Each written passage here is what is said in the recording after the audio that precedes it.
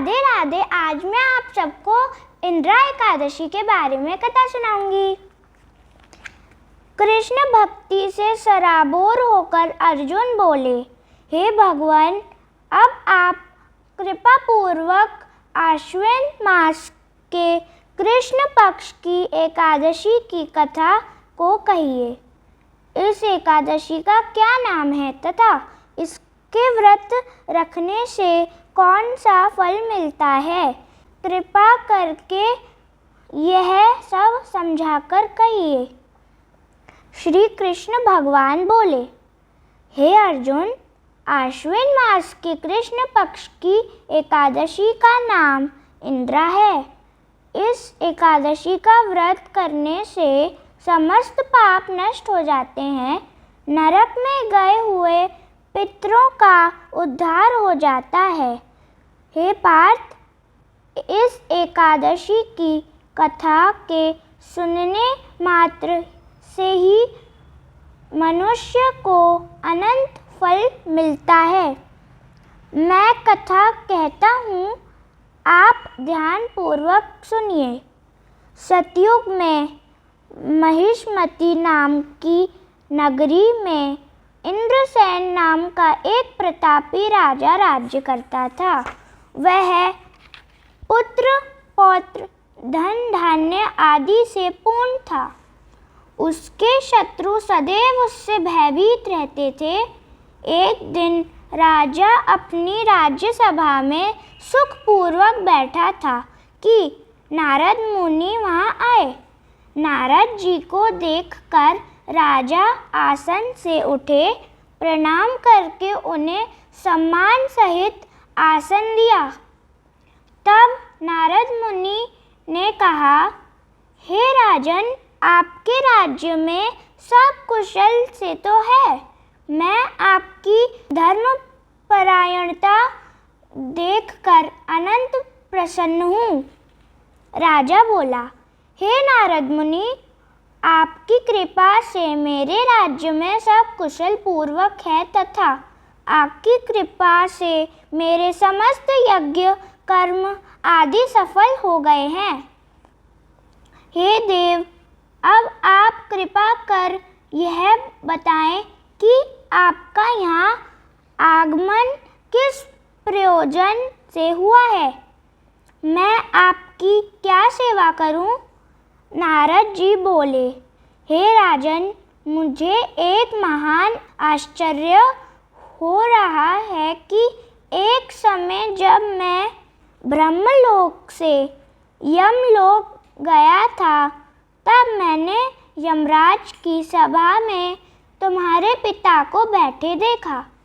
तुम्हारा पिता महान ज्ञानी, दानी तथा धर्मात्मा था, मगर एकादशी के व्रत के बिगड़ने जाने के कारण वह यमलोक को गया है। तुम्हारे पिता ने तुम्हारे लिए एक संदेश भेजा है। क्या संदेश है ऋषिवर? कृपा कर यथाशीघ्र कहें। उत्सुकता से राजा ने पूछा।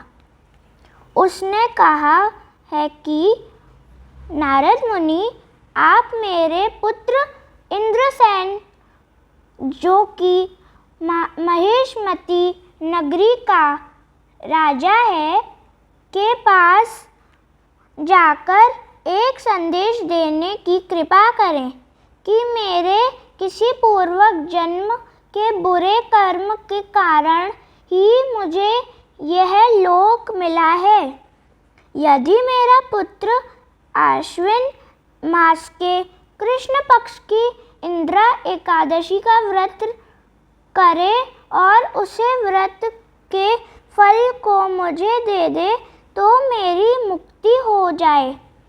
मैं भी इस लोक से छूटकर स्वर्ग लोक में वास करूं।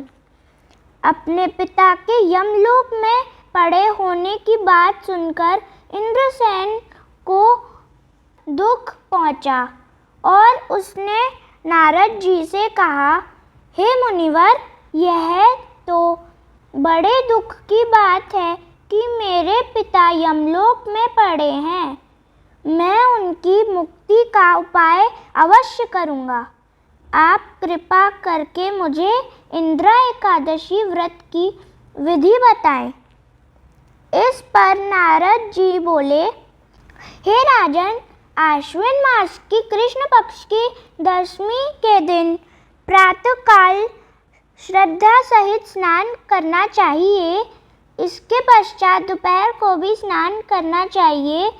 उस समय जल से निकलकर श्रद्धापूर्वक पितरों का श्राद्ध करें और उस दिन एक समय भोजन करें और रात्रि को पृथ्वी पर शयन करें। इसके दूसरे दिन अर्थात एकादशी के दिन नित्य कर्मों से निवृत्त होकर स्नान आदि के पश्चात भक्तिपूर्वक व्रत को धारण करें और इस प्रकार संकल्प करें कि मैं आज निराहार रहूँगा और समस्त भोगों को त्याग दूंगा।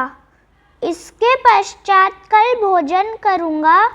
हे भगवान, आप मेरी रक्षा करने वाले हैं। आप मेरे व्रत को संपूर्ण कराइए। इस प्रकार आचरण करके दोपहर को शालिग्राम जी की मूर्ति को स्थापित करें और ब्राह्मण को बुलाकर भोजन कराएं तथा दक्षिणा दें। भोजन में से कुछ हिस्सा गाय को दें और विष्णु भगवान की धूप दीप आदि से पूजा करें तथा रात्रि को जागरण करें। इसके उपरांत द्वादशी के दिन मौन होकर बंधुओं सहित भोजन करें।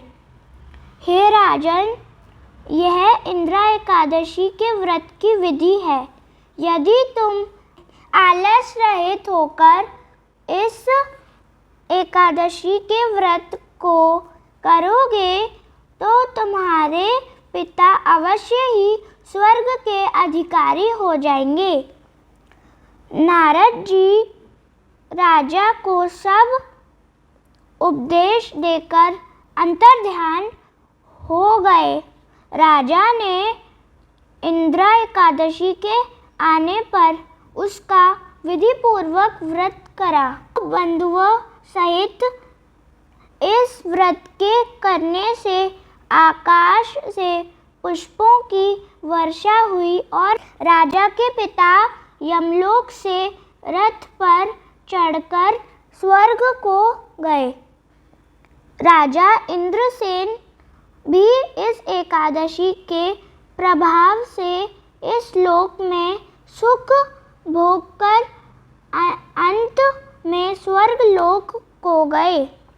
श्री कृष्ण भगवान बोले, हे अर्जुन, यह मैंने तुम्हारे सामने इंद्रा एकादशी का महत्व सुनाया है। इस कथा के पढ़ने व सुनने मात्र से ही समस्त पाप नष्ट हो जाते हैं और अंत में मनुष्य स्वर्ग लोक में जाकर वास करता है। कथा सार: मनुष्य को चाहिए कि वह जो भी संकल्प करे उसे तन मन धन से पूरा करे। किसी भी कार्य का संकल्प करके तोड़ना उचित नहीं होता। आज मैंने पहली बार कथा करी है, तो अगर मुझसे कोई गलती हुई हो तो मुझे छोटी बच्ची समझ के माफ़ कर देना और कमेंट के माध्यम से ज़रूर बताएं कि आपको मेरी बोली हुई कथा कैसी लगी। अगर आपको हमारी ये वीडियो अच्छी लगी हो तो हमारे चैनल को लाइक करें, शेयर करें और सब्सक्राइब करें। श्री कुंज बिहारी श्री हरदास।